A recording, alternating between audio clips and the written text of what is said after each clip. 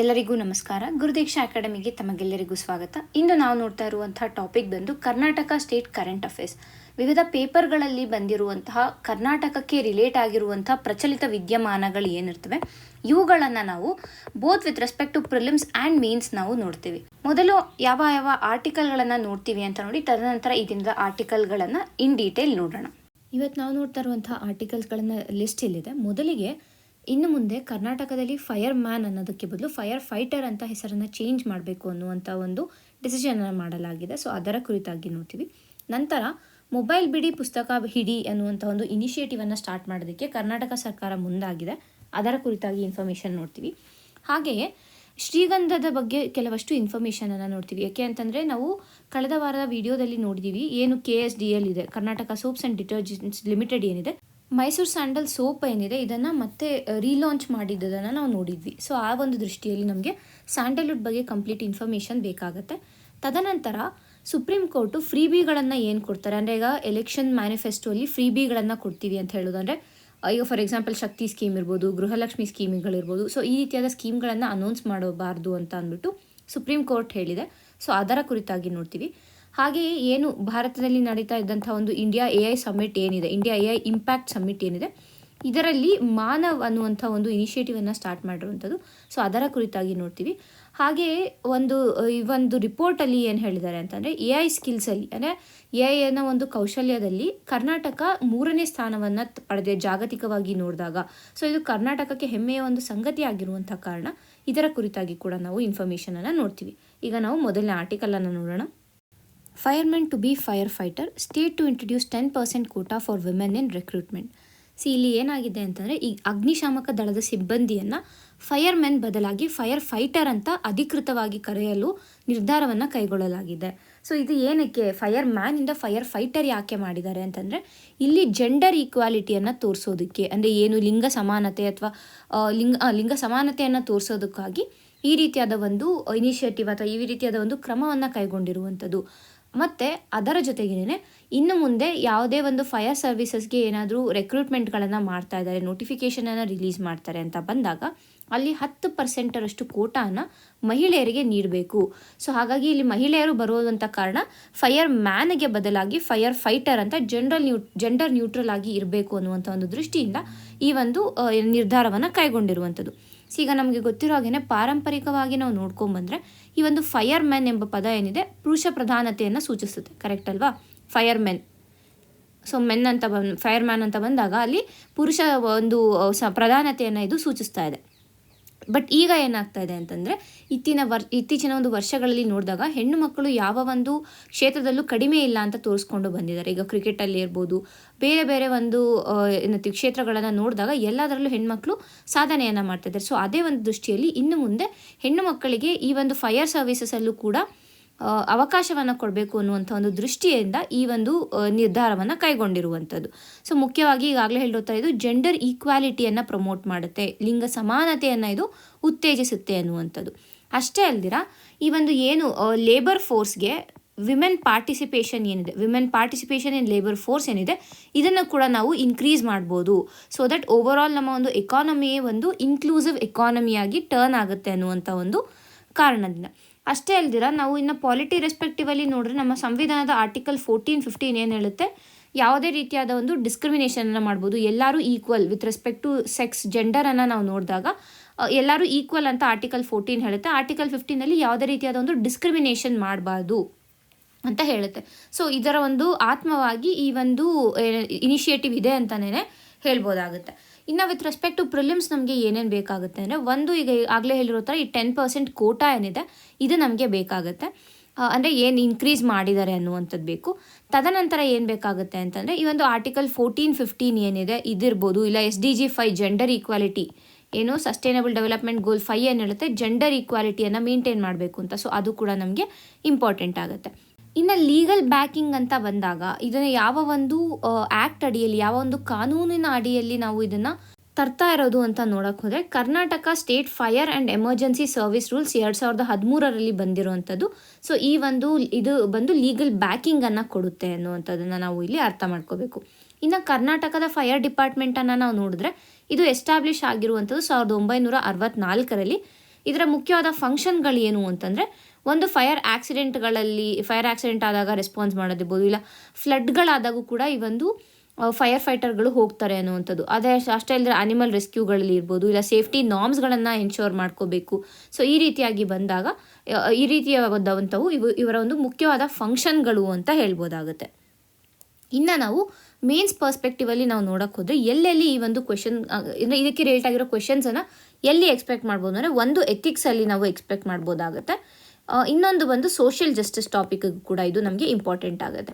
Social justice ಮತ್ತು ಎಥಿಕ್ಸ್ಗೆ ಯಾಕೆ ಬರುತ್ತೆ ಅಂತ ಬಂದರೆ, ಈ ಒಂದು ಏನು ಲಿಂಗ ತಟಸ್ಥತೆ ಅಥವಾ ಒಂದು ಜೆಂಡರ್ ಈಕ್ವಾಲಿಟಿಯನ್ನು ಸರ್ಕಾರ ಯಾವ ರೀತಿಯಾಗಿ ಪ್ರಮೋಟ್ ಮಾಡ್ತಾ ಇದೆ ಅನ್ನುವಂಥ ಒಂದು ಕ್ವೆಶನ್ ಏನಾದ್ರು ಬಂದೇ ಇಲ್ಲ ಅಂತಂದರೆ, ಜೆಂಡರ್ ಈಕ್ವಾಲಿಟಿ ಈಗ ಇನ್ಕ್ಲೂಸಿವ್ ಗ್ರೋತ್ನ ಒಂದು ಭಾಗ ಆಗಿದೆ ಅನ್ನುವಂಥ ಸ್ಟೇಟ್ಮೆಂಟನ್ನು ಕೊಟ್ಟು ಆ್ಯನಲೈಸ್ ಅಥವಾ ಎಕ್ಸಾಮಿನ್ ಅಂತ ಕೊಟ್ಟರೆ, ನೀವು ಈ ಒಂದು ಏನು ಇನಿಷಿಯೇಟಿವ್ ತೊಗೊಂಡಿದ್ದಾರೆ, ಈ ಒಂದು ಕ್ರಮ ಏನಿದೆ, ಈ ಕ್ರಮವನ್ನು ಎಕ್ಸಾಂಪಲ್ ಆಗಿ ನೀವು ಅಲ್ಲಿ ಕೋಟ್ ಮಾಡ್ಬೋದಾಗುತ್ತೆ. ಸೊ ಆ ಒಂದು ದೃಷ್ಟಿಯಿಂದ ಈ ಒಂದು ಆರ್ಟಿಕಲ್ನ ನಾವು ನೋಡಿದ್ದೀವಿ. ಇಷ್ಟು ಈ ಒಂದು ಆರ್ಟಿಕಲ್ನ ಸಾರಾಂಶ ಆಗಿದೆ. ಮುಂದಿನ ಒಂದು ಆರ್ಟಿಕಲನ್ನು ನೋಡೋಣ. ಸ್ಟೇಟ್ ಟು ಲಾಂಚ್ ಮೊಬೈಲ್ ಬಿಡಿ ಪುಸ್ತಕ ಹಿಡಿ campaign for school children. Karnataka ರಾಜ್ಯ ಸರ್ಕಾರ ಏನು ಮಾಡ್ತಾ ಇದೆ ಅಂತಂದರೆ, ಮೊಬೈಲ್ ಬಿಡಿ ಪುಸ್ತಕ ಹಿಡಿ ಅನ್ನುವಂಥ ಒಂದು ಅಭಿಯಾನವನ್ನು ಸ್ಟಾರ್ಟ್ ಮಾಡೋದಕ್ಕೆ ಮುಂದಾಗಿದೆ. ಸೊ ಇದು ಏನಕ್ಕೆ ಅಂತಂದರೆ, ಶಾಲಾ ಮಕ್ಕಳಲ್ಲಿ ಓದುವ ಅಭ್ಯಾಸವನ್ನು ಬೆಳೆಸೋದಕ್ಕೆ ಈ ಒಂದು ಇನಿಷಿಯೇಟಿವನ್ನು ತರ್ತಾ ಇರುವಂಥದ್ದು. ಸೊ ಇದರಿಂದ ಏನಾಗುತ್ತೆ, ಇದು ಒಂದು ಸಾಮಾಜಿಕ ಮತ್ತು ಶೈಕ್ಷಣಿಕ ಕ್ರಮವಾಗಿ ಬಂದಿದೆ ಅನ್ನೋದನ್ನು ನಾವು ಇಲ್ಲಿ ಅರ್ಥ ಮಾಡ್ಕೋಬೇಕು. ಈಗ ಕಳೆದ ಒಂದು ಇಂಡಿಪೆಂಡೆನ್ಸ್ ಡೇ ಸ್ಪೀಚಲ್ಲಿ ಕರ್ನಾಟಕದ CM ಅವರು ಏನು ಹೇಳಿದರು ಅಂತಂದರೆ, ಮಕ್ಕಳಲ್ಲಿ ಡಿಜಿಟಲ್ ಡಿವೈಸಸ್ನ ಒಂದು ಬಳಕೆ ಏನಿದೆ ಅದು ಹೆಚ್ಚಾಗ್ತಾ ಇದೆ. ಸೊ ಅದನ್ನು ನಾವು ಕಡಿಮೆ ಮಾಡಬೇಕು ಅಂತ ಹೇಳಿದರು. ಅಂದರೆ ಶಾಲಾ ಮಕ್ಕಳಲ್ಲಿ ಓದುವ ಅಭ್ಯಾಸ ಕುಸಿತಾ ಇದೆ, ಬದಲಿಗೆ ಮೊಬೈಲ್ನ ಅತಿಯಾದ ಬಳಕೆ ಹೆಚ್ಚಾಗ್ತಾ ಇದೆ ಅಂತ ಹೇಳಿದರು. ಸೊ ಅದೇ ಒಂದು ನಿಟ್ಟಿನಲ್ಲಿ ಮೊಬೈಲ್ ಬಿಡಿ ಪುಸ್ತಕ ಹಿಡಿ ಅನ್ನುವಂಥ ಒಂದು ವಿಶೇಷ ಅಭಿಯಾನ, ಸ್ಪೆಷಲ್ ಕ್ಯಾಂಪೇನ್ ಆಗಿ ಇದನ್ನು ಸ್ಟಾರ್ಟ್ ಮಾಡೋದಕ್ಕೆ ನಿರ್ಧರಿಸಿದೆ. ಸೊ ಇದರ ಮುಖ್ಯ ಉದ್ದೇಶ ಏನು ಅಂತಂದರೆ, ಮಕ್ಕಳಲ್ಲಿ ಓದುವ ಅಭ್ಯಾಸವನ್ನು ಬೆಳೆಸುವಂಥದ್ದು. ಸೊ ರೀಡಿಂಗನ್ನು ಎನ್ಹ್ಯಾನ್ಸ್ ಮಾಡಿ, ಜೊತೆಗೆ ಮೊಬೈಲ್ನ ಯೂಸೇಜ್ ಏನಿದೆ ಅದನ್ನು ಕಡಿಮೆ ಮಾಡಬೇಕು. ಬೇಸಿಕಲಿ ಮೊಬೈಲ್ ಇಲ್ಲಿ, ಬಟ್ ಲ್ಯಾಪ್ಟಾಪ್ ಇರ್ಬೋದು, ಐಪ್ಯಾಡ್ಗಳನ್ನು ಇರ್ಬೋದು, ಇವುಗಳನ್ನು ಕಡಿಮೆ ಮಾಡೋದು. ಅಂದರೆ ಮೊಬೈಲ್ ಫೋನ್ಗಳ ಮೇಲೆ, ಡಿಜಿಟಲ್ ಡಿವೈಸಸ್ನ ಮೇಲೆ ಇರುವಂಥ ಒಂದು ಅತಿಯಾದ ಅವಲಂಬನೆಯನ್ನು ಕಡಿಮೆ ಮಾಡುವಂಥ ಒಂದು ಉದ್ದೇಶದಿಂದ ಈ ಒಂದು ಇನಿಷಿಯೇಟಿವನ್ನು ಲಾಂಚ್ ಮಾಡಿರುವಂಥದ್ದು. ಈ ಒಂದು ಇನಿಷಿಯೇಟಿವನ್ನು ಲಾಂಚ್ ಮಾಡೋದಕ್ಕೆ ಮುಂಚೆ ಸರ್ಕಾರ ಏನು ಹೇಳಿದೆ ಅಂತಂದರೆ, ಮೊಬೈಲ್ನ ಒಂದು ಬಳಕೆಯಿಂದ ಮಕ್ಕಳಲ್ಲಿ ಏನಾಗ್ತಾ ಇದೆ ಅಂತಂದರೆ, ಓದುವ ಒಂದು ಅಭ್ಯಾಸ ಏನಿದೆ, ರೀಡಿಂಗ್ ಮೇಲೆ ಇರುವಂಥ ಒಂದು ಆಸಕ್ತಿ ಕಡಿಮೆ ಆಗ್ತಾ ಇದೆ. ಅಷ್ಟೇ ಅಲ್ದಿರ ಒಂದು ಗಮನ ಕೇಂದ್ರೀಕರಣ ಏನಿದೆ, ಅಂದರೆ ಈ ಒಂದು ಕಾನ್ಸಂಟ್ರೇಷನ್ ಪವರ್ ಏನಿದೆ, ಕಾನ್ಸಂಟ್ರೇಷನ್ ಕೂಡ ಇಲ್ಲಿ ಕಡಿಮೆ ಆಗ್ತಾ ಇದೆ. ಸೊ ಇದರಿಂದ ಏನಾಗ್ತಾ ಇದೆ, ಮೆಂಟಲ್ ಹೆಲ್ತ್ ಕೂಡ ಇಲ್ಲಿ ಹಾಳಾಗ್ತಾ ಇದೆ. ಅಂದರೆ ಆಂಗ್ಸೈಟಿ, ಸ್ಟ್ರೆಸ್ ಇರ್ಬೋದು, ಇಲ್ಲ ಅಂತಂದರೆ ಮೈಗ್ರೇನ್ ಬರೋದಿರ್ಬೋದು, ಬಿಕಾಸ್ ಕಂಟಿನ್ಯೂಸ್ ಸ್ಕ್ರೀನ್ ಟೈಮಿಂದ ಓವರಾಲಾಗಿ ನೋಡಿದಾಗ ಮೆಂಟಲ್ ಹೆಲ್ತ್ ಇಶ್ಯೂಸ್ಗಳು ಆಗ್ತಾ ಇರುವಂಥದ್ದು. ಅಷ್ಟೇ ಅಲ್ದಿರ ಇದು ಅವರ ಒಂದು ಅಕಾಡೆಮಿಕ್ ಪರ್ಫಾರ್ಮೆನ್ಸ್ ಮೇಲೆ ಕೂಡ ಪರಿಣಾಮ ಬೀರ್ತಾ ಇದೆ ಅನ್ನುವಂಥದ್ದು. ಹಾಗಾಗಿ ಕರ್ನಾಟಕ ಸರ್ಕಾರ ಯಾವ ಡಿಪಾರ್ಟ್ಮೆಂಟ್ ಜೊತೆ ಸೇರಿದೆ ಅಂತಂದರೆ, ಒಂದು ಡಿಪಾರ್ಟ್ಮೆಂಟ್ ಆಫ್ ಸ್ಕೂಲ್ ಎಜುಕೇಷನ್, ಓಕೆನಾ, ತದನಂತರ women and child development department ಏನಿದೆ ಆ ಡಿಪಾರ್ಟ್ಮೆಂಟು, ತದನಂತರ ಬಂದು ಲೈಬ್ರರಿ ಮತ್ತು ಲೈಬ್ರರಿ ಡಿಪಾರ್ಟ್ಮೆಂಟ್ ಇದೆ, ಅದಾದಮೇಲೆ ಹೆಲ್ತ್ ಮತ್ತು ಹೆಲ್ತ್ ಜೊತೆಗೆ ಪೊಲೀಸ್ ಡಿಪಾರ್ಟ್ಮೆಂಟ್. ಸೊ ಇಷ್ಟು ಡಿಪಾರ್ಟ್ಮೆಂಟ್ಗಳು ಸೇರಿ ಈ ಒಂದು ಅಭಿಯಾನವನ್ನು ಆಯೋಜಿಸೋದಕ್ಕೆ ಮುಂದಾಗಿರುವಂಥದ್ದು. ಮತ್ತು ಈ ಒಂದು ಅಭಿಯಾನದ ಪ್ರಮುಖ ಅಂಶಗಳೇನು ಅಂತ ನಾವು ನೋಡಿದ್ರೆ, ಮೊದಲನೇದಾಗಿ ಇಲ್ಲಿ ಶಾಲಾ ಮಟ್ಟದ ಒಂದು ಜಾಗೃತಿ ಕಾರ್ಯಕ್ರಮಗಳನ್ನು ಆಯೋಜಿಸ್ತೀವಿ ಅಂತ ಹೇಳಿದ್ದಾರೆ. ಯಾವ ರೀತಿಯಾಗಿ ಅಂದರೆ, ಈಗ ಸ್ಕಿಟ್ಗಳನ್ನು ಮಾಡುವಂಥದ್ದಿರ್ಬೋದು, ಇಲ್ಲ ಒಂದು ಡ್ರಾಮಾ, ಸ್ಟ್ರೀಟ್ ಪ್ಲೇ ಅಂತ ಏನು ಕರಿತೀವಿ ಆ ರೀತಿಯಾದ ಡ್ರಾಮಾ ಮುಖಾಂತರ ಇರ್ಬೋದು, ಇಲ್ಲ ಅಂತಲೇ ನೃತ್ಯದ ಮುಖಾಂತರ, ಭಾಷಣದ ಮುಖಾಂತರ, ಡಿಬೇಟ್ಗಳನ್ನು ಆರ್ಗನೈಸ್ ಮಾಡೋದ್ರ ಮುಖಾಂತರ. ಸೊ ಈ ರೀತಿಯಾಗಿ ಒಂದು ಜಾಗೃತಿ ಕಾರ್ಯಕ್ರಮನ, ಅಂದರೆ ಮೊಬೈಲಿಂದ ಏನೇನು ಹಾನಿ ಆಗ್ತಾ ಇದೆ ಅನ್ನುವಂಥ ಒಂದು ಜಾಗೃತಿಯನ್ನು ಮೂಡಿಸೋದಕ್ಕೆ ಟ್ರೈ ಮಾಡ್ತೀವಿ.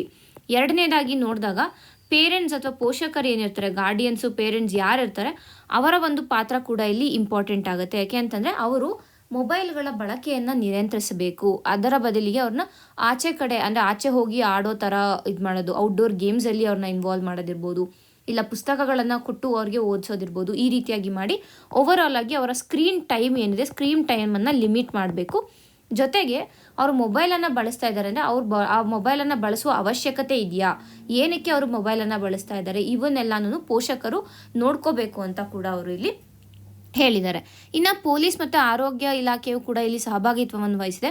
ಸೈಬರ್ ಸುರಕ್ಷತೆ ಬಗ್ಗೆ ಇರ್ಬೋದು, ಇಲ್ಲ ಆನ್ಲೈನ್ ಅಪಾಯಗಳ ಕುರಿತು ಅವರು ಜಾಗೃತಿಯನ್ನು ಮೂಡಿಸೋದಕ್ಕೂ ಕೂಡ ಇಲ್ಲಿ ಮುಂದಾಗಿರುವಂಥದ್ದು. ಸೊ ಇಷ್ಟು ಆ್ಯಕ್ಚುಲ್ ಆಗಿ ಏನಿದೆ ಅಂತ. ಇನ್ನು ವಿತ್ ರೆಸ್ಪೆಕ್ಟ್ ಟು ಪ್ರಿಲಿಮ್ಸ್ ನಮ್ಗೆ ಯಾವ ರೀತಿಯಾಗಿ ಇಂಪಾರ್ಟೆಂಟ್ ಆಗುತ್ತೆ ಅಂದರೆ ಡೈರೆಕ್ಟಾಗಿ ಈ ಒಂದು ಕ್ಯಾಂಪೇನ್ ಏನಿದೆ ಇದರ ಬಗ್ಗೆನೇ ಅವರು ಕೇಳ್ಬೋದಾಗುತ್ತೆ. ಅಂದರೆ ಯಾರ್ಯಾರು ಇನ್ವಾಲ್ವ್ ಆಗಿದ್ದಾರೆ, ಯಾವ ಡಿಪಾರ್ಟ್ಮೆಂಟ್ಸ್ ಇದೆ, ಇದರ ಮುಖ್ಯ ಉದ್ದೇಶ ಏನು, ಮತ್ತು ಇದು ಸ್ಟಾರ್ಟ್ ಆಗ್ತಾ ಇರೋದು ಶೈಕ್ಷಣಿಕ ವರ್ಷ 2026-27ರಿಂದ ಈ ಒಂದು ಕ್ಯಾಂಪೇನನ್ನು ಸ್ಟಾರ್ಟ್ ಮಾಡೋದಕ್ಕೆ ಮುಂದಾಗ್ತಾ ಇದ್ದಾರೆ. ಸೊ ಇದರ ಕುರಿತಾಗಿ ನಮಗೆ ಬೇಕು. ಇನ್ನು ವಿತ್ ರೆಸ್ಪೆಕ್ಟ್ ಟು ಮೇನ್ಸ್ ನೋಡಿದಾಗ ಏನು ಅಂತಂದರೆ ಈ ಒಂದು ಅಭಿಯಾನದ ಮಹತ್ವವೇನು ಅಥವಾ ಇದರ ಒಂದು ಪರಿಣಾಮ ಏನು ವಿಶ್ಲೇಷಿಸಿ ಅಂತ ಕೇಳ್ಬೋದಾಗುತ್ತೆ. ಇಲ್ಲ ಅಂತಂದರೆ ಈ ಒಂದು education with respect to education ಇಲ್ಲ ವಿತ್ ರೆಸ್ಪೆಕ್ಟ್ ಟು ಚಿಲ್ಡ್ರನ್ ಏನಾದರೂ ಕ್ವೆಶನ್ ಬಂದು ಅವರ ಒಂದು ಡೆವಲಪ್ಮೆಂಟ್ ಯಾವ ರೀತಿಯಾಗಿ ಆಗ್ತಾ ಇದೆ ಹಂಗೆ ಬಂದಾಗ ಅಲ್ಲ ಸರ್ಕಾರ ಯಾವ ರೀತಿಯಾದ ಕ್ರಮಗಳನ್ನು ಕೈಗೊಳ್ತಾ ಇದೆ ಅನ್ನುವಂಥ ಕ್ವೆಶನ್ಸ್ ಬಂದರೆ ಅಲ್ಲಿ ಇದನ್ನು ಎಕ್ಸಾಂಪಲ್ ಆಗಿ ನೀವು ಕೋಟ್ ಮಾಡ್ಬೋದಾಗುತ್ತೆ. ಸೊ ಇಷ್ಟು ನಮಗೆ ಈ ಒಂದು ಆರ್ಟಿಕಲಲ್ಲಿ ಬೇಕಾಗಿರುವಂಥ ಇನ್ಫಾರ್ಮೇಷನ್ ಆಗಿದೆ. ಮುಂದಿನ ಒಂದು ಆರ್ಟಿಕಲನ್ನು ನೋಡೋಣ. Sandalwood an expensive fragrance. Sandalwood ಅಥವಾ ಶ್ರೀಗಂಧ ಅಂದರೆ ಕೇವಲ ಒಂದು ಸುಗಂಧದ ಮರವಲ್ಲ, ಬದಲಿಗೆ ಇದು ಕರ್ನಾಟಕದ ಒಂದು ಸಾಂಸ್ಕೃತಿಕ ಗುರುತಾಗಿದೆ ಮತ್ತು ಭಾರತದ ಆರ್ಥಿಕ ಸಂಪತ್ತಿಗೂ ಇದು ಏನಂತೀವಿ ಕಾಂಟ್ರಿಬ್ಯೂಟ್ ಮಾಡ್ತಾ ಇದೆ. ಅಷ್ಟೇ ಅಲ್ದಿರ ಜಾಗತಿಕ ಮಾರುಕಟ್ಟೆಯಲ್ಲಿ ನಾವು ನೋಡಿದಾಗ ಗ್ಲೋಬಲ್ ಮಾರ್ಕೆಟಲ್ಲಿ ನಾವು ಇದನ್ನು ನೋಡಿದ್ರೆ ಒಂದು ಮೌಲ್ಯಯುತವಾದ ಒಂದು ಅರಣ್ಯ ಉತ್ಪನ್ನ ಅಂತಲೇ ಹೇಳ್ಬೋದಾಗುತ್ತೆ. ಅಂದರೆ ಈ ಒಂದು ಏನು ಇಂದಿನ ಒಂದು ಕಂಡೀಷನನ್ನು ನಾವು ನೋಡಿದ್ರೆ ಶ್ರೀಗಂಧದ ಉತ್ಪಾದನೆ ಕುಸಿತಾ ಇರ್ಬೋದು, ಇಲ್ಲ ಅಂತಂದರೆ ಕಳ್ಳ ಸಾಗಣೆಗಳಿರ್ಬೋದು, ಬೆಲೆ ಏರಿಕೆ ನೀತಿ ಇವುಗಳೆಲ್ಲನೂ ಕೂಡ ಒಂದು ಸವಾಲಾಗಿಯೇ ಇದೆ. ಅಷ್ಟೇ ಅಲ್ದಿರ ಕಳೆದ ಒಂದು ಸೆಂಚುರಿಯಲ್ಲಿ ನಾವು ನೋಡಿದ್ರೆ ಲಾಸ್ಟ್ ಸೆಂಚುರಿವರೆಗೂ ಕರ್ನಾಟಕ ಮತ್ತು ಭಾರತ ಏನಿದೆ ಪ್ರಪಂಚದಲ್ಲೇ ಅತಿ ಹೆಚ್ಚಿನದಾಗಿ ಶ್ರೀಗಂಧದ ಮರವನ್ನು ಬೆಳೀತಾ ಇದ್ದಂಥ ಒಂದು ದೇಶ ಆಗಿತ್ತು ಭಾರತ. ಬಟ್ ಈಗ ಏನಾಗಿದೆ ಅಂದರೆ ಕಳೆದ ಸೆಂಚುರಿ ಅಂದರೆ ಈಗ ಆಲ್ಮೋಸ್ಟ್ 2000s ಏನಾಗಿದೆ ಅಂತಂದರೆ ಆಸ್ಟ್ರೇಲಿಯಾ ಈಗ ನಂಬರ್ 1 ಪ್ರೊಡ್ಯೂಸರ್ ಆಫ್ ಸ್ಯಾಂಡಲ್ವುಡ್ ಅಥವಾ ಶ್ರೀಗಂಧದ ಮರದ ಹೈಯೆಸ್ಟ್ ಪ್ರೊಡ್ಯೂಸರ್ ಏನಿದೆ ಇದು ಬಂದು ಆಸ್ಟ್ರೇಲಿಯಾ ಆಗಿದೆ. ಅಂದರೆ ಭಾರತವನ್ನು ಹಿಂದಿಕ್ಕಿ ಆಸ್ಟ್ರೇಲಿಯಾ ಈಗ ಮೊದಲನೇ ಒಂದು ಸ್ಥಾನದಲ್ಲಿದೆ. ಇನ್ನು ಈ ಒಂದು ವಿಷಯ ಯಾಕೆ ನಮಗೆ ಇಂಪಾರ್ಟೆಂಟ್ ಆಗುತ್ತೆ ಅಂತ ನಾವು ನೋಡಿದ್ರೆ ಶ್ರೀಗಂಧದ ಮರ ಜಗತ್ತಿನ ಒಂದು ಅತ್ಯಂತ ದುಬಾರಿ ಸುಗಂಧ ಮರಗಳಲ್ಲಿ ಒಂದಾಗಿದೆ. ಇದು ನಮಗೆಲ್ಲ ಗೊತ್ತೇ ಇರುವಂಥದ್ದು. ಆದರೆ ಪ್ರಾಬ್ಲಮ್ ಏನಾಗ್ತಾ ಇದೆ ಇಲ್ಲಿ ಅಂತಂದರೆ ಇದರ ಒಂದು ಉತ್ಪಾದನೆ ಏನಿದೆ ಪ್ರೊಡಕ್ಷನ್ ತುಂಬಾ ಕಡಿಮೆ ಆಗಿದೆ ಒಂದು ಕಡೆಗೆ. ಎರಡನೇದಾಗಿ ನೋಡಿದಾಗ ಇದರ ಬೆಲೆ ಪ್ರೊಡಕ್ಷನ್ ಸಪ್ಲೈ ಕಡಿಮೆ ಆಯಿತು ಅಂದರೆ ಆಬ್ವಿಯಸ್ ಆಗಿ ಡಿಮ್ಯಾಂಡ್ ಜಾಸ್ತಿ ಆಗುತ್ತೆ. ಡಿಮ್ಯಾಂಡ್ ಜಾಸ್ತಿ ಆದರೆ ಅಲ್ಲಿ ಏನಾಗುತ್ತೆ ಅದರ ಒಂದು ಬೆಲೆ ಕೂಡ ಹೆಚ್ಚಾಗೋದಕ್ಕೆ ಸ್ಟಾರ್ಟ್ ಆಗುತ್ತೆ. ಇದೆಲ್ಲದರ ಜೊತೆ ಕಳ್ಳ ಸಾಗಣೆಗಳು ಸ್ಮಗ್ಲಿಂಗ್ ಕೂಡ ಹೆಚ್ಚಾಗ್ತಾ ಇದೆ. ಶ್ರೀಗಂಧ ಮರದ ಸ್ಮಗ್ಲಿಂಗ್ಗಳು ಕೂಡ ಹೆಚ್ಚಾಗ್ತಾ ಇರುವಂಥದ್ದು. ಮತ್ತು ಈ ಸರ್ಕಾರದ ನಿಯಂತ್ರಣ ನೀತಿಗಳು ಏನಿದೆ ಇದು ಕೂಡ ಇದರ ಒಂದು ಕೃಷಿಗೆ ಅಡ್ಡಿಯಾಗಿದೆ. ಅಂದರೆ ಈಗ ಶ್ರೀಗಂಧದ ಮರನ ಯಾರಂದರೆ ಅವರು ಬೆಳೆಯೋದಕ್ಕಾಗೋದಿಲ್ಲ, ಅದಕ್ಕೆ ಲೈಸೆನ್ಸ್ ತಗೋಬೇಕು, ಈ ರೀತಿಯಾದ ಒಂದು ಪ್ರಾಸೆಸ್ಗಳಿದೆ. ಸೊ ಅದರಿಂದ ಕೂಡ ಇದೇನಾಗಿದೆ ಇದರ ಒಂದು ಬೆಳೆ ಕಡಿಮೆ ಆಗ್ತಾ ಇದೆ. ಸೊ ಇದರ ಪರಿಣಾಮವಾಗಿ ಏನಾಗ್ತಾ ಇದೆ ಅಂತಂದರೆ ಶ್ರೀಗಂಧದ ಮರವನ್ನು ಪರಿಮಳಕ್ಕೆ ಅಂದರೆ ಪರ್ಫ್ಯೂಮ್ಸ್ಗಳಲ್ಲಿ ಯೂಸ್ ಮಾಡ್ತಾ ಇರೋದಿರ್ಬೋದು, ಇಲ್ಲ ಔಷಧಿಗಳಲ್ಲಿ ಯೂಸ್ ಮಾಡೋದು, ಧಾರ್ಮಿಕವಾಗಿ ಗಂಧಕ್ಕೆ ಯೂಸ್ ಮಾಡುವಂಥದ್ದು, ಈ ರೀತಿಯಾಗಿ ಬೇರೆ ಬೇರೆ ಉದ್ಯಮಗಳಿದೆ. ಇವೆಲ್ಲನೂ ಸಂಕಷ್ಟವನ್ನು ಅನುಭವಿಸ್ತಾ ಇದೆ. ಓವರಾಲ್ ಆಗಿ ನೋಡಿದಾಗ ಒಂದು ಎಕಾನಮಿಗೆ ಇಲ್ಲಿ ಹರ್ಟ್ ಆಗ್ತಾ ಇದೆ ಅನ್ನೋದನ್ನು ನಾವು ಅರ್ಥ ಮಾಡ್ಕೋಬೇಕು. ಸೊ ಇದಿಷ್ಟು ಹಿನ್ನೆಲೆ ಏನಾಗ್ತಾ ಇದೆ ಅದರ ಬಗ್ಗೆ ಆಯಿತು. ಈಗ ನಾವೇನು ನೋಡ್ತೀವಿ ಅಂದರೆ ಸ್ಯಾಂಡಲ್ವುಡ್ ಬಗ್ಗೆ ಕಂಪ್ಲೀಟ್ ಇನ್ಫಾರ್ಮೇಷನ್ ಬೇಕು. ಶ್ರೀಗಂಧದ ಮರದ ಬಗ್ಗೆ ನಮಗೆ ಇನ್ಫಾರ್ಮೇಷನ್ ಬೇಕು. ಇದರ ಸೈಂಟಿಫಿಕ್ ನೇಮ್ ಬಂದು ಸ್ಯಾಂಟಲಮ್ ಆಲ್ಬಮ್ ಅಂತ. ಓಕೆನಾ, ಸ್ಯಾಂಟಲಮ್ ಆಲ್ಬಮ್ ಅನ್ನೋದು ಇದರ ಸೈಂಟಿಫಿಕ್ ಹೆಸರು. ಇದು ಬಂದು ಈಗಾಗಲೇ ನಮಗೆ ಗೊತ್ತಿರೋ ಹಾಗೆ ಇದು ಒಂದು ಸುಗಂಧದ ಒಂದು ಮರ ಅಂತಲೇ ನಾವು ಹೇಳ್ಬೋದಾಗುತ್ತೆ. ಆ್ಯಂಡ್ ಭಾರತದಲ್ಲಿ ನಾವು ನೋಡಿದಾಗ ಶ್ರೀಗಂಧದ ಮರವನ್ನು ಎಲ್ಲೆಲ್ಲಿ ಬೆಳೀತಾರೆ ಅಂತಂದರೆ ಮುಖ್ಯವಾಗಿ ಕರ್ನಾಟಕದಲ್ಲಿ, ತದನಂತರ ತಮಿಳುನಾಡಲ್ಲಿ, ಕೇರಳದಲ್ಲಿ ಹಾಗೆ ಆಂಧ್ರ ಪ್ರದೇಶದಲ್ಲಿ, ಮುಖ್ಯವಾಗಿ ಈ 4 ರಾಜ್ಯಗಳಲ್ಲಿ ಬೆಳೆಯುವಂಥದ್ದು. ಹೆಚ್ಚಿನದಾಗಿ ನಾವು ಬೆಳೆಯೋದು ಕರ್ನಾಟಕ ಮತ್ತು ತಮಿಳುನಾಡಿನಲ್ಲಿ ಹೆಚ್ಚಿನದಾಗಿ ಬೆಳಿತೀವಿ. ಆ್ಯಂಡ್ ಆಲ್ಸೋ ಮೈಸೂರಿನ ಒಂದು ಶ್ರೀಗಂಧದ ಮರ ಏನಿದ್ದಾವೆ ಅಥವಾ ಶ್ರೀಗಂಧದ ಒಂದು ಪ್ರಾಡಕ್ಟ್ಸ್ ಏನಿದೆ ಮೈಸೂರಿನಲ್ಲಿ ಬೆಳೆಯುವಂಥದ್ದು, ಇದು ಜಗತ್ತಿನಲ್ಲೇ ಅತ್ಯುತ್ತಮ ಗುಣಮಟ್ಟದ್ದು ಅಂತ ಕೂಡ ಹೆಸರುವಾಸಿಯಾಗಿದೆ. And for the same reason ಅದಕ್ಕೆ GI ಟ್ಯಾಗ್ ಕೂಡ ಇದೆ. ಅದು ನಮಗೆ ಗೊತ್ತೇ ಇದೆ, ಕರೆಕ್ಟ್ ಅಲ್ವಾ? ಆ್ಯಂಡ್ ಇದರ ಅಪ್ಲಿಕೇಶನ್ಸ್ ಅಥವಾ ಉಪಯೋಗಗಳು ಎಲ್ಲೆಲ್ಲಿ ಅಂತ ಬಂದರೆ ಈಗಾಗಲೇ ನಾವು ಮಾತಾಡೋ ಥರ ಎಲ್ಲೆಲ್ಲಿ ಬರುತ್ತೆ, ಪರ್ಫ್ಯೂಮ್ಗಳಲ್ಲಿ ಬರುತ್ತೆ, ಅಗರಬತ್ತಿಗಳಲ್ಲಿ ಯೂಸ್ ಮಾಡ್ತಾರೆ, ಧಾರ್ಮಿಕ ಆಚರಣೆಗಳಲ್ಲಿ ಯೂಸ್ ಮಾಡುವಂಥದ್ದು, ಮೆಡಿಸಿನ್ ಆಗಿ ಕೂಡ ಇದನ್ನು ಯೂಸ್ ಮಾಡ್ತಾರೆ. ತದನಂತರ ಸೌಂದರ್ಯ ಉತ್ಪನ್ನಗಳೇನಿದೆ, ಬ್ಯೂಟಿ ಪ್ರಾಡಕ್ಟ್ಸ್ ಏನಿದೆ, ಫೇಶಿಯಲ್ ಪ್ರಾಡಕ್ಟ್ಸ್ಗೆ ಅದರಲ್ಲಿ ಯೂಸ್ ಮಾಡ್ತಾರೆ. ಅರೋಮಾ ಥೆರಪಿಗಳಲ್ಲಿ ಇದನ್ನು ಯೂಸ್ ಮಾಡ್ತಾರೆ. ಸೊ ಇಷ್ಟೆಲ್ಲನೂ ಇದರ ಒಂದು ಅಪ್ಲಿಕೇಶನ್ಸ್ ಇದೆ. ಆ್ಯಂಡ್ ಆಲ್ಸೋ ನಾವು ಹಳೆ ಇತಿಹಾಸದಲ್ಲಿ ನಾವು ನೋಡೋಕ್ಕೆ ಹೋದರೆ ಇದಕ್ಕೆ ಹಸಿರು ಚಿನ್ನ ಅಂದರೆ ಗ್ರೀನ್ ಗೋಲ್ಡ್ ಅಂತ ಕೂಡ ಏನಂತೀವಿ ಶ್ರೀಗಂಧವನ್ನು ಕರೀತಾರೆ, ಗ್ರೀನ್ ಗೋಲ್ಡ್ ಅಂತ ಕರೀತಾರೆ. ಮತ್ತು ಈಗಿರುವಂಥ ಕರೆಂಟ್ ಪ್ರಾಬ್ಲಮ್ಗಳೇನು ಅಂತ ನಾವು ನೋಡೋಕ್ಕೆ ಹೋದರೆ, ಒಂದು ಈಗಾಗಲೇ ಹೇಳಿರೋ ಥರ ಪ್ರೊಡಕ್ಷನ್ ಕಡಿಮೆ ಆಗಿದೆ. 1970s ಏನಾಗ್ತಾ ಇತ್ತು ಅಂತಂದರೆ ಇದರ ಉತ್ಪಾದನೆ ವಾರ್ಷಿಕವಾಗಿ ಸುಮಾರು 4,000 ಟನ್ಗಳಷ್ಟು ಇದ್ದಂಥದ್ದು ಈಗ 400 ಟನ್ಗಿಂತ ಕಡಿಮೆ ಆಗಿದೆ. ಸೊ ಹಾಗಾಗಿ ಏನಾಯಿತು, ಡಿಮ್ಯಾಂಡ್ ಜಾಸ್ತಿ ಆಗ್ತಾಯಿದೆ, ಬಟ್ ಸಪ್ಲೈ ಕಡಿಮೆ ಆಗ್ತಾಯಿದೆ. ಯಾಕೆ ಈ ಸಪ್ಲೈ ಕಡಿಮೆ ಆಗ್ತಾಯಿದೆ ಅಂದರೆ, ಒಂದು ಡಿಫಾರೆಸ್ಟೇಷನ್ಗಳಾಗ್ತಾ ಇರೋದು, ಅರಣ್ಯಗಳನ್ನು ನಾವು ನಾಶ ಮಾಡ್ಕೊಂಡು ಹೋಗ್ತಾ ಇರೋದು. ಎರಡನೇದಾಗಿ ಅಕ್ರಮವಾಗಿ ಇದನ್ನು ಮಾಡ್ತಾ ಇರೋವಂಥದ್ದು, ಕಡಿತಾ ಇರೋದು. ನಂತರ ಸ್ಮಗ್ಲಿಂಗ್, ಇವೆಲ್ಲನೂ ಮುಖ್ಯ ಕಾರಣ ಆಯಿತು. ನಂತರ ಏನು ಅಂದರೆ ಸರ್ಕಾರದಿಂದ ವಿಧಿಸಿರುವಂಥ ಒಂದು ಕಠಿಣ ನಿಯಂತ್ರಣ ನಿಯಮಗಳು ಅಂತ. ಕರ್ನಾಟಕ ಅರಣ್ಯ ಕಾಯ್ದೆ ಏನಿದೆ, ಕರ್ನಾಟಕ ಫಾರೆಸ್ಟ್ ಆ್ಯಕ್ಟ್ 1963 ಪ್ರಕಾರ ಏನು ಅಂತಂದರೆ, ರೈತರು ಬೆಳೆಯುವಂಥ ಒಂದು ಶ್ರೀಗಂಧದ ಮೇಲೂ ಸರ್ಕಾರವೇ ಹಕ್ಕನ್ನು ಹೊಂದಿರುತ್ತೆ ಅಂತ ಹೇಳುತ್ತೆ. ಯಾವುದು ಈ ಕರ್ನಾಟಕ ಫಾರೆಸ್ಟ್ ಆ್ಯಕ್ಟಲ್ಲಿ ಏನು ಹೇಳ್ತಾರೆ ಅಂದರೆ, ಈಗ ಯಾರ್ದೋ ಒಂದು ಜಮೀನಲ್ಲಿ ಶ್ರೀಗಂಧದ ಮರವನ್ನು ಬೆಳೆದಿದ್ದಾರೆ ಅಂದರೆ that also becomes government property ಅಂತ ಹೇಳಿದ್ದಾರೆ. ಸೊ ಆಗ ರೈತರು ಏನಕ್ಕೆ ಬೆಳೀತಾರೆ, ಅದರಿಂದ ಅವ್ರಿಗೇನು ಇನ್ಕಮ್ ಬರ್ತಾ ಇಲ್ಲ ಅಂದರೆ ಅವ್ರು ಯಾಕೆ ಅದನ್ನು ನೋಡಿಕೊಂಡು ಅವ್ರು ಯಾಕೆ ಬೆಳೀತಾರೆ? ಸೊ ಬೆಳೆಯಲ್ಲ, ಕರೆಕ್ಟ್ ಅಲ್ವಾ? ಸೊ ಏನಾಗುತ್ತೆ, ಅವಾಗ ರೈತರಿಗೆ ಒಂದು ಪ್ರೇರಣೆ ಇತ್ತು, ಆರ್ಥಿಕವಾಗಿ ನಮಗೆ ಸಹಾಯ ಆಗುತ್ತೆ ಅನ್ನೋಂಥ ಪ್ರೇರಣೆ ಏನಿತ್ತು ಅದು ಕಡಿಮೆ ಆಗ್ತಾ ಇದೆ. ಮತ್ತು ಆಲ್ಸೋ ಕಳ್ಳತನದ ಭೀತಿ ಹೆಚ್ಚು. ಈಗ ನಾವು ನಮ್ಮ ಜಮೀನಲ್ಲಿ ಅದನ್ನು ಬೆಳೀತಾ ಇದ್ದೀವಿ ಅಂತಂದರೆ ಅದನ್ನು ನಾವು ಕಾಪಾಡ್ಕೊಳ್ಳೋದು ನಮ್ಮ ಒಂದು ಕರ್ತವ್ಯ ಆಗುತ್ತೆ, ಆ್ಯಂಡ್ ನಮ್ಮ ಒಂದು ರೆಸ್ಪಾನ್ಸಿಬಿಲಿಟಿ. ಅದನ್ನು ನಾವು ಕಾಪಾಡ್ಕೊಳ್ಳೋಕ್ಕಾಗಲಿಲ್ಲ ಅಂದರೆ ಮತ್ತೆ ನಮಗೆ ಅದು ಪ್ರಾಬ್ಲಮ್ ಆಗುತ್ತೆ ಅನ್ನುವಂಥ ಒಂದು ದೃಷ್ಟಿಯಿಂದ ಏನು ಮಾಡ್ತಾರೆ, ರೈತರು ಅದನ್ನು ಬೆಳೆಯೋದನ್ನು ಕಡಿಮೆ ಮಾಡ್ತಾ ಇರೋದು ಅಂಥದ್ದು. ಅಷ್ಟೇ ಅಲ್ಲದೆ ಬೆಲೆ ಏರಿಕೆ ಕೂಡ ಹೆಚ್ಚು. ಈಗ ನಾವು ಪ್ರೆಸೆಂಟ್ ಮಾರ್ಕೆಟಲ್ಲಿ ನೋಡಿದ್ರೆ 1 kg ಸ್ಯಾಂಡಲ್ವುಡ್ ಆಯಿಲ್ಗೆ, 1 kg ಶ್ರೀಗಂಧದ ಎಣ್ಣೆಗೆ ಸುಮಾರು 3 to 5 ಲಕ್ಷ ರೂಪಾಯಿಯಷ್ಟು ಇದೆ. ಓಕೆನಾ? ಸೊ ಏನಾಯಿತು, ಪ್ರೈಸ್ ಕೂಡ ತುಂಬಾ ಹೆಚ್ಚಾಗ್ತಾ ಇದೆ. ಸೊ ಈ ಒಂದು ಪ್ರಾಬ್ಲಮ್ಗಳನ್ನು ಕಡಿಮೆ ಮಾಡೋದಕ್ಕೆ ಸರ್ಕಾರ ಏನು ಮಾಡ್ತು ಅಂತಂದರೆ, 2001 ಈ ಒಂದು ಕರ್ನಾಟಕ ಫಾರೆಸ್ಟ್ ಆ್ಯಕ್ಟ್ಗೆ ತಿದ್ದುಪಡಿಯನ್ನು ತಂತು, ಅಂದರೆ ಅಮೆಂಡ್ಮೆಂಟನ್ನು ತಂತು. ಯಾವಾಗ? 2001. ಅದರ ಪ್ರಕಾರ ಏನು ಅಂತಂದರೆ, ರೈತರು ಶ್ರೀಗಂಧದ ಮರವನ್ನು ಬೆಳಿಬೋದು, ಆದರೆ ಸರ್ಕಾರಕ್ಕೆ ಮಾತ್ರ ಮಾರಾಟ ಮಾಡಬೇಕು ಅಥವಾ ಅಂತ ಒಂದು ಕಡ್ಡಾಯ ನಿಯಮ ಏನಿತ್ತು ಅದನ್ನು ತೆಗೆದು ಹಾಕಿದ್ರು ಇಲ್ಲಿ, ಅಂದರೆ ಅದನ್ನು ಸಡಿಲಿಕೆ ಮಾಡಿದ್ರು ಅನ್ನುವಂಥದ್ದು. ಅಷ್ಟೇ ಅಲ್ಲದೆ ಸಾಮಾಜಿಕ ಅರಣ್ಯ ಕಾರ್ಯಕ್ರಮಗಳನ್ನು ಆಯೋಜಿಸೋದಿರ್ಬೋದು, ಇಲ್ಲ ಆಗ್ರೋ ಫಾರೆಸ್ಟ್ರಿಯನ್ನು ಪ್ರಮೋಟ್ ಮಾಡೋದಿರ್ಬೋದು, ಇದೆಲ್ಲನೂ ಮಾಡೋಕ್ಕೆ ಸ್ಟಾರ್ಟ್ ಮಾಡಿದ್ರು. ಬಟ್ ಸ್ಟಿಲ್ ಏನು ಪ್ರಾಬ್ಲಮ್ ಅಂದರೆ, ರೈತರು ಈಗಲೂ ಕೂಡ ಬೆಳೆದ್ರೆ ಶ್ರೀಗಂಧದ ಮರನ ಅಲ್ಲಿ ಭದ್ರತೆಯ ಒಂದು ಸಮಸ್ಯೆ ಆಗುತ್ತೆ, ಅಂದರೆ ಅವರೇ ಅದನ್ನು ಕಾಪಾಡ್ಕೋಬೇಕು. ಇನ್ನೊಂದು ಏನು ಅಂತಂದರೆ, ಶ್ರೀಗಂಧದ ಮರ ಆ್ಯಕ್ಚುಯಲ್ ಮೆಚ್ಯೂರಿಟಿಯನ್ನು ರೀಚ್ ಆಗೋಕ್ಕೆ ಸುಮಾರು 12 to 15 ವರ್ಷ ಬೇಕು. ಸೊ ಆ ಒಂದು ವೆಯ್ಟ್ ಮಾಡುವಂಥ ಪೇಷನ್ಸು ಜನರಲ್ಲಿ ಇಲ್ಲ ಈಗ. ಸೊ ಅದು ಕೂಡ ಇಲ್ಲಿ ಪ್ರಾಬ್ಲಮ್ ಆಗಿದೆ ಅನ್ನುವಂಥದ್ದು. ಸೊ ಇನ್ನು ನಮಗೆ ವಿತ್ ರೆಸ್ಪೆಕ್ಟ್ ಇದಿಷ್ಟು ಆ್ಯಕ್ಚುಲಾಗಿ ಏನಿದೆ ಅಂತ. ಇನ್ನು ವಿತ್ ರೆಸ್ಪೆಕ್ಟ್ ಟು ಪ್ರಿಲಿಮ್ಸ್ ನಾವು ನೋಡಿದಾಗ ಏನೇನು ಇಂಪಾರ್ಟೆಂಟ್ ಆಗುತ್ತೆ ಅಂದರೆ, ಒಂದು ಶ್ರೀಗಂಧದ ಮರದ ಬಗ್ಗೆ ನಮಗೆ ಗೊತ್ತಿರಬೇಕು, ಅದರ ಅಪ್ಲಿಕೇಶನ್ಸ್ ಬಗ್ಗೆ ನಮಗೆ ಗೊತ್ತಿರಬೇಕು. ತದನಂತರ ಏನು ಬೇಕು ಅಂತಂದರೆ, ಇದು ಎಷ್ಟು ವರ್ಷಕ್ಕೆ ಬೆಳೆಯುತ್ತೆ, 12 to 15 ವರ್ಷದ ಒಳಗಡೆ ಇದರದ್ದು ಮೆಚ್ಯೂರಿಟಿ ಪೀರಿಯಡ್ ಇರುವಂಥದ್ದು ಬೇಕು. ಆಮೇಲೆ ಒಂದು ಕಾಯ್ದೆಗಳೇನಿದೆ, ಕರ್ನಾಟಕ ಫಾರೆಸ್ಟ್ ಆ್ಯಕ್ಟ್ 1963 ಏನು ಹೇಳುತ್ತೆ, 2001 ಅಮೆಂಡ್ ಆಗಿರುವಂಥದ್ದು ಏನು ಹೇಳುತ್ತೆ, ಮತ್ತು ಈ ಗ್ರೀನ್ ಗೋಲ್ಡ್ ಇರ್ಬೋದು, GI ಟ್ಯಾಗ್ ಬಗ್ಗೆ ಇರ್ಬೋದು, ಎಲ್ಲಿ ಹೆಚ್ಚಿನದಾಗಿ ಬೆಳಿತೀವಿ, ಇದೆಲ್ಲ ನಮಗೆ with respect to prelims important ಆಗುತ್ತೆ. ಇನ್ನು ವಿತ್ ರೆಸ್ಪೆಕ್ಟ್ ಟು ಮೇನ್ಸ್ ನಾವು ನೋಡೋಕ್ಕೆ ಹೋದಾಗ, ಕರ್ನಾಟಕದಲ್ಲಿ ಶ್ರೀಗಂಧದ ಉತ್ಪಾದನೆ ಯಾಕೆ ಕುಸಿತ ಆಗಿದೆ ಮತ್ತು ಪುನಶ್ಚೇತನಕ್ಕೆ ಇರುವಂಥ ಒಂದು ಅಗತ್ಯವಾದ ಕ್ರಮಗಳೇನು ಅನ್ನುವಂಥ ಒಂದು ಕ್ವೆಶನನ್ನು ಕೇಳ್ಬೋದಾಗುತ್ತೆ. ಸೊ ಆ ಒಂದು ದೃಷ್ಟಿಯಿಂದ ನಾವು ಈ ಆರ್ಟಿಕಲ್ನ ನೋಡಿದ್ದೀವಿ. ಇಷ್ಟು ಈ ಒಂದು ಆರ್ಟಿಕಲ್ ಆಗಿದೆ. ಮುಂದಿನ ಒಂದು ಆರ್ಟಿಕಲನ್ನು ನೋಡೋಣ. ಉಚಿತ ಕೊಡುಗೆಗಳಿಗೆ ಸುಪ್ರೀಂ ಗರಂ, ತಮಿಳುನಾಡು ಸರ್ಕಾರಕ್ಕೆ ಚಾಟಿ, ಫ್ರೀಬೀಸ್ ದೇಶ ಕಟ್ಟುವ ರೀತಿಯಲ್ಲ. ಸೊ ಇಲ್ಲಿ ನಾವು ಏನು ಮಾತಾಡ್ತಾ ಇದ್ದೀವಿ ಅಂತಂದರೆ, ಚುನಾವಣೆಗೂ ಮುನ್ನ ರಾಜಕೀಯ ಪಕ್ಷಗಳು ಘೋಷಿಸುವಂಥ ಫ್ರೀಬೀಸ್ಗಳೇನಿದೆ ಇದರ ಕುರಿತಾಗಿ ಸುಪ್ರೀಂ ಕೋರ್ಟ್ ಒಂದು ತೀಕ್ಷ್ಣ ಅಭಿಪ್ರಾಯವನ್ನು ನೀಡಿದೆ. ಸೊ ಅದರ ಕುರಿತಾಗಿ ನಾವು ನೋಡ್ತೀವಿ. 2026 ರಾಜ್ಯ ವಿಧಾನಸಭಾ ಚುನಾವಣೆಗಳ ಹಿನ್ನೆಲೆಯಲ್ಲಿ ರಾಜ್ಯ ಸರ್ಕಾರಗಳು ಏನು ಮಾಡ್ತಾ ಇದ್ದಾವೆ ಅಂತಂದರೆ, ಈ ರೀತಿಯಾದ ಒಂದು ನಗದು ವರ್ಗಾವಣೆ ಇರ್ಬೋದು, ಉಚಿತ ವಿದ್ಯುತ್ತನ್ನು ನೀಡೋದು, ಉಚಿತ ಆಹಾರವನ್ನು ನೀಡುವಂಥದ್ದು, ಈ ರೀತಿಯಾಗಿ ಘೋಷಣೆಗಳನ್ನು ಮಾಡ್ತಾ ಇದೆ. ಅಂದರೆ ಈ ರೀತಿಯಾದ ಘೋಷಣೆಗಳು ಹೆಚ್ಚಾಗ್ತಾ ಇದೆ. ಸೊ ಇದೇ ಹಿನ್ನೆಲೆಯಲ್ಲಿ ಸುಪ್ರೀಂ ಕೋರ್ಟ್ ಏನು ಹೇಳಿದೆ ಅಂತಂದರೆ, ಈ ಒಂದು ಫ್ರೀಬೀಸ್ನ ಸಂಸ್ಕೃತಿ ಏನಿದೆ ಇದು ಕೆಟ್ಟದ್ದು, ದೇಶ ಕಟ್ಟುವ ರೀತಿಯಲ್ಲ, ಇದು ಬದಲಿಗೆ ದೇಶಕ್ಕೆ ಇದರಿಂದ ಹಾನಿ ಆಗುತ್ತೆ ಅಂತ ಅವರು ಹೇಳಿದ್ದಾರೆ. ಯಾಕೆ ಅಂತಂದರೆ, ಸುಪ್ರೀಂ ಕೋರ್ಟ್ ನೀಡುವಂಥ ಒಂದು ಅಭಿಪ್ರಾಯ ಏನು ಅಂತ ನೋಡಿದ್ರೆ, ಒಂದು ಚುನಾವಣೆಗೂ ಮುನ್ನ ನಾವು ನೀಡುವಂಥ ಒಂದು ಉಚಿತ ಘೋಷಣೆಗಳೇನಿದ್ದಾವೆ, ಫ್ರೀಬೀಸ್ಗಳ ಘೋಷಣೆಗಳೇನಿದೆ, ಇದು ಕೇವಲ ಒಂದು ಅಪೀಸ್ಮೆಂಟ್ ಪಾಲಿಸಿ ಥರ ಕಾಣಿಸುತ್ತೆ ಅಂತ ಅವ್ರು ಹೇಳ್ತಾ ಇದ್ದಾರೆ. ಏನು ಅಪೀಸ್ಮೆಂಟ್ ಪಾಲಿಸಿ ಅಂದರೆ, ಜನರಿಗೆ ಅಂದರೆ ನೀವು ನಮಗೆ ವೋಟ್ ಮಾಡಿದ್ರೆ ಈ ರೀತಿಯಾಗಿ ಕೊಡ್ತೀವಿ, ಏನಾದ್ರು ಕೊಡ್ತೀವಿ ಅನ್ನುವಂಥ ಒಂದು ಅಪೀಸ್ಮೆಂಟ್ಗೋಸ್ಕರ ಪಾಲಿಸಿಗಳನ್ನು, ಇದನ್ನು ಫ್ರೀ ಬೀಸನ್ನು ಕೊಡ್ತಾ ಇರೋ ಥರ ಆಗುತ್ತೆ ಅಂತ ಅವರು ಹೇಳ್ತಿದ್ರೆ.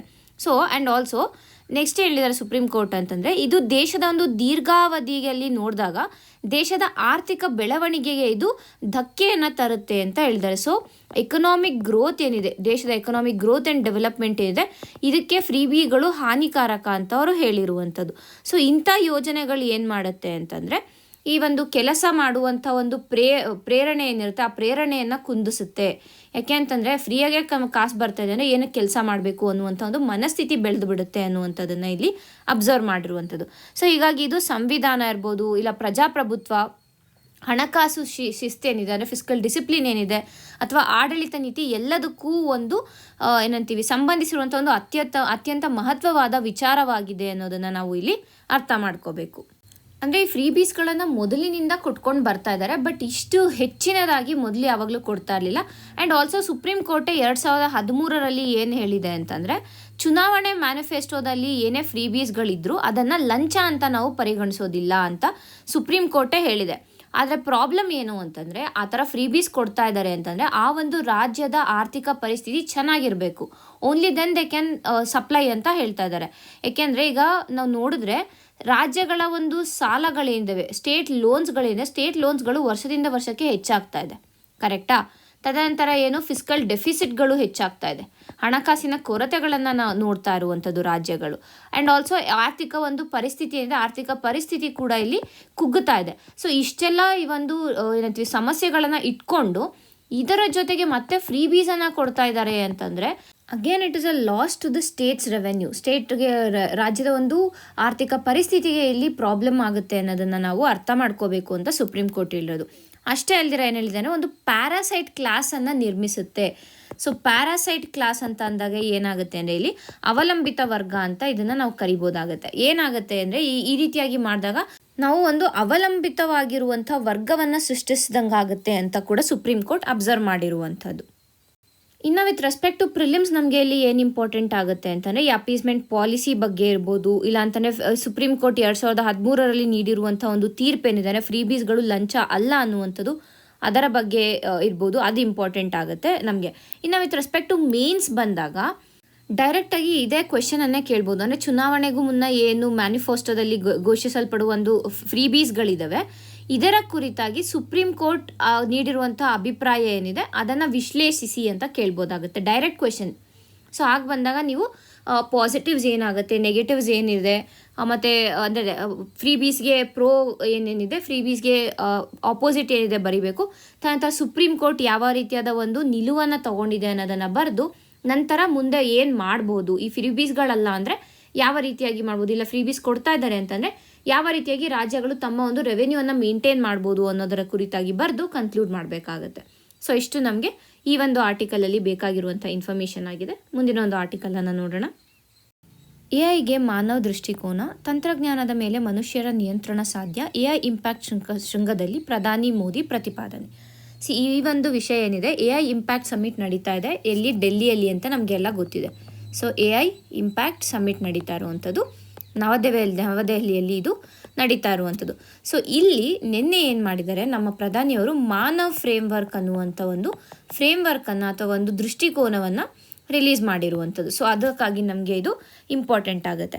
ಮೊದಲಿಗೆ ಇಲ್ಲಿ ನಮಗೆ ಏನು ಬೇಕು ಅಂತಂದರೆ, ಒಂದು ಎಐ ಇಂಪ್ಯಾಕ್ಟ್ ಸಮ್ಮಿಟ್ ಬಗ್ಗೆ. ಸೊ ಇದ್ರ ಬಗ್ಗೆ ನಾವು ಹೆಚ್ಚಿನದಾಗಿ ಡಿಸ್ಕಸ್ ಮಾಡಲ್ಲ, ಬಿಕಾಸ್ ನಮ್ಮ ಪ್ರೀವಿಯಸ್ ವೀಡಿಯೋಸ್ಗಳಲ್ಲಿ ನಾವು ಈಗಾಗಲೇ ಡಿಸ್ಕಸ್ ಮಾಡಿರುವಂಥ ಕಾರಣ.